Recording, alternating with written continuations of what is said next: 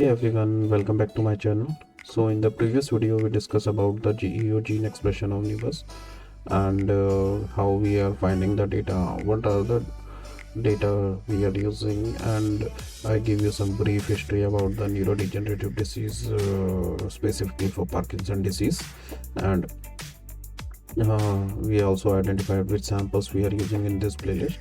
So we are analyzing the GEO2R, we are analyzing the whole blood expression data for 50 patients and the Parkinson 33 with the neurodegenerative disease and the healthy controls. So yeah, let's start our video.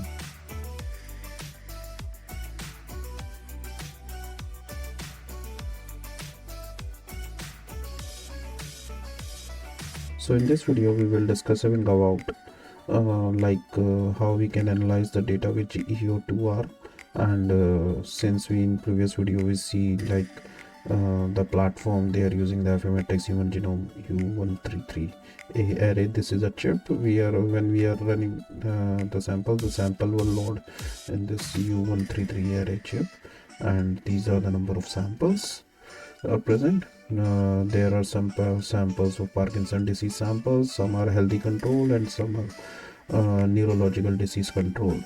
And yeah, so what we have to do is we have to choose the samples which is according to our need, and so we can we can identify the difference between two groups. For example, the group of patients with the Parkinson's and the group of patients who are controlled. And what we want to do is to which genes are identified in differential expression between them. So we do this, we use these tools, and you can click around where you have to split our group, and just click on the analyze GEO2R.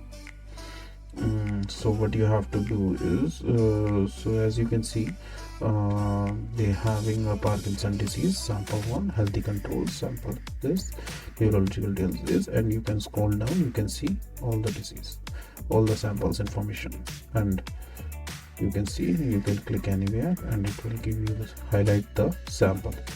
Okay, now what you have to do is you have to define a group. So for that we have to define a group with the controls. Press enter, it will create a control group. Now you have to select the controls. Okay, this is healthy controls, this is also healthy controls. When you click on this, and you have to just click, so here it is written control 1 samples, so that means that sample is added. Now 2 samples are added, so we have to find the controls, but I think it's take a lot of time. So what you can do is you can just cancel all the selection again, controls. What I do is just yeah, so sorted according to this. Now you just have to click on this sample and drop down, you can see up to there are control samples. Now what you have to do is left click on the mouse and press shift and scroll down, and then click on there, so it will select all the samples, and then click on control. So now there are 22 control samples. Now we have to select the Parkinson samples, so we have to click and then drop down for Parkinson.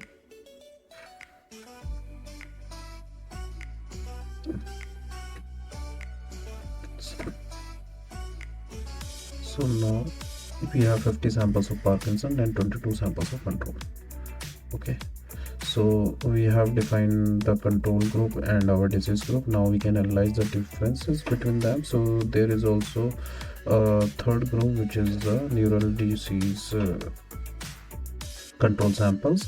What is this? And this is for not, if you have to identify the blood based test for Parkinson disease on data from close control case control, it is might be necessary for the specific for the Parkinson's. For example, gene expression profiles differences in Parkinson may also be present in other disease like Alzheimer's or Cohen's disease.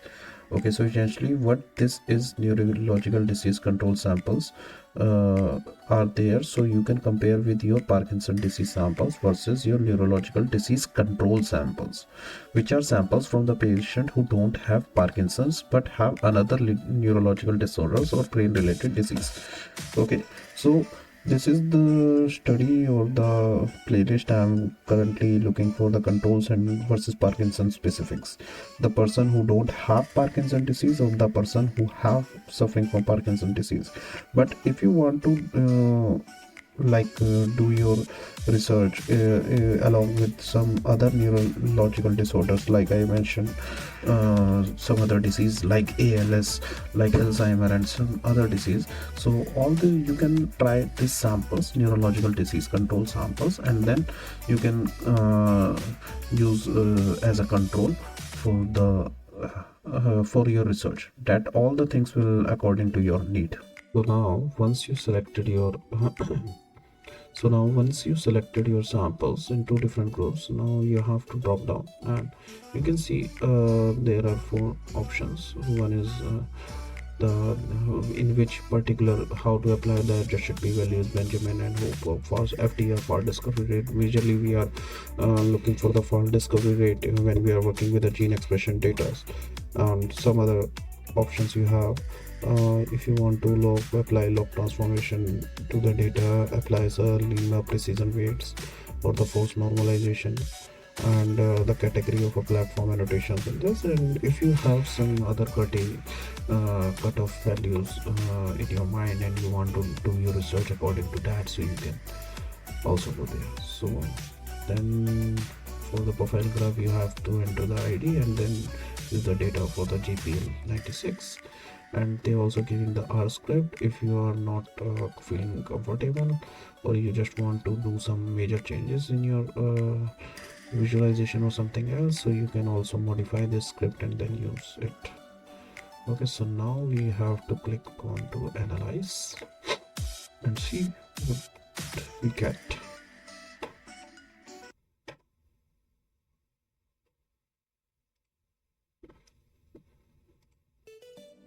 It will take some time. So here you get the top differential expression genes.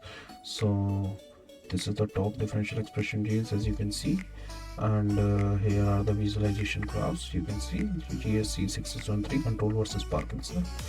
In the blue it is a upregulated, in the blue it is a downregulated, and it is upregulated, but we didn't find that much upregulated and downregulated here. And you can see there UMAP graph, how the controls in Parkinson is. Venn diagram is also created by this control versus Parkinson, and the selected test sample box plot. Expression density of the control is green and the Parkinson. Adjusted p-values you get, and the model distributed t-statistics and the mean variance trends. So these are the results you find over here, and yeah, for example, it figures out the ratio between the difference between them. For example, in the laboratory units, or whatever the unit it is, so when you click on this you will see some graphs. Okay, and yeah, so the values of your control and the gene expression of your experimental type, actually and it figure out what is the ratio of the difference between them. For example, in arbitrary units or whatever the unit it is, if the average expression value of your control or samples for the gene is 53 with a 10, but for Parkinson it would be 100, then it would divide it to 100 and then divided by 10 is 10. So it would be 10-fold change of 10. So 10 times greater people with the Parkinson's having 10 times as much expression. So in this case we actually use a fold change. Basically, to get them from this value to the original change, you just do whatever the number. So here it is log fold change, so minus 0.649, actual ratio, and it is important number to know. The larger this number, the greater the difference between the Parkinson's and control. But since it is negative, it is a down-regulated gene. If it is positive, that means the gene would be more expressed in Parkinson, like you can see in other gene ST13 0.469. So it is more expressive in the Parkinson, more expressed in the Parkinson disease. If the gene is negative, that means it is underexpressed or less expressed. Both are equally biological, and they are both are biological relevant. Here is the p-value for those who don't know. The p-values are basically a measure of what it is the chance that the difference is just based on the lucky day or a chance. So if the p-value is 0.5, that means that 50% of the chances that a difference observed between group was just pure by luck or a coincidence. Lower the p-value, the better. That means the lower the p-values, the less chances is that the difference that was observed is random or actually significant. So usually at p-value 0. below use cut start. So usually p-value below 0.05 or 0.01 is considered statistically significantly by researchers. 0.05 is fine. 0.01 is even better if you want to be extra careful about the things. All right. So now what we have to look when we click on the particular gene ST13, so you can see a lot of graphs, a lot of data points you can see in controls and in Parkinson's. So that means this particular sample is having a lot of that means this particular GSM 153454 having a lot of expression. But if we compare with the other sample with like 3 or 4 9 at the end, you can see it is less expressed as compared to this particular step. So that means that this particular gene is expressed in this particular sample, in this particular patient.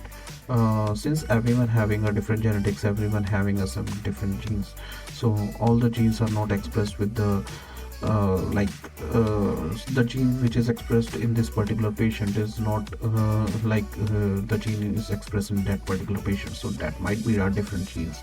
So if you check with some other genes, you can see, yeah, now this particular gene in GSM54 at the end, you can see that this particular gene is less expressed, but the gene is more expressed in this particular sample.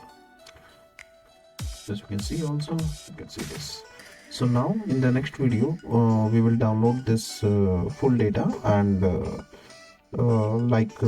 we do some data manipulation things, like how we can proceed further in this particular playlist, and how we can identify the gene expressions which is related to the Parkinson. Yeah, thank you so much, and see you in the next video.